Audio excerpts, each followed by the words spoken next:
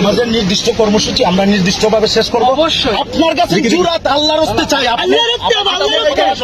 আপনি আমরা শেষ করে দিব। আমরা এলাকার সন্তান, আমাদের হাজার হাজার ভাই মারা গেছে।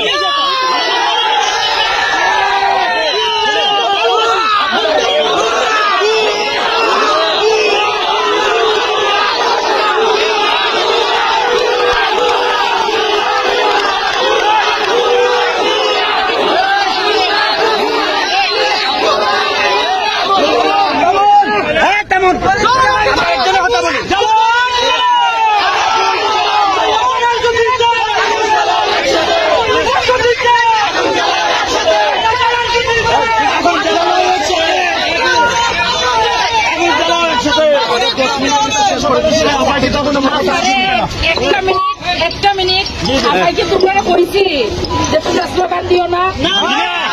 আপাই তোমাদের মিছিলের ব্যাপারে, তোমাদের আন্দোলনের ব্যাপারে তো আমার কোনো বক্তব্য নাই। আপাই কিছু কইছি?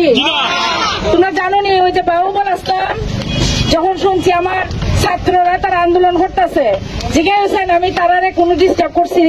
আমি তারা দেখা সুন্দরভাবে তারা আন্দোলন করতে পারে, আমি কিন্তু ঘুরাই আইছি, তারারে আমি ডিস্টার্ব করছি না।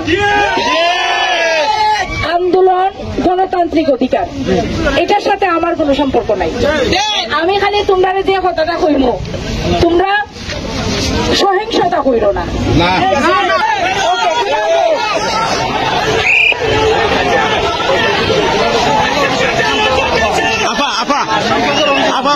আমি স্বদেশ প্রতীকের পক্ষ থেকে বলছি, এখানে ছাত্ররা যে দাবি করেছে যে তারা বলছে যে যদি আপনারা আমাদেরকে ভালোবাসেন, এই যে ছাত্র সমাজের যে দাবি যদি যৌক্তিক মনে করেন তাহলে আপনারা পদত্যাগ করেন। এই ব্যাপারে আপনি কি বলবেন? না না, ছাত্ররা বলতেছে যে আপনাদের ছাত্রদের ভালোবাসেন তাহলে পদত্যাগ করেন, এই ব্যাপারে কি বলবেন আপনি? আমি কি সরকারের কথা বলতে পারবো? সরকারের কথা সরকারের প্রধানমন্ত্রী বলতে হবে। Thank you.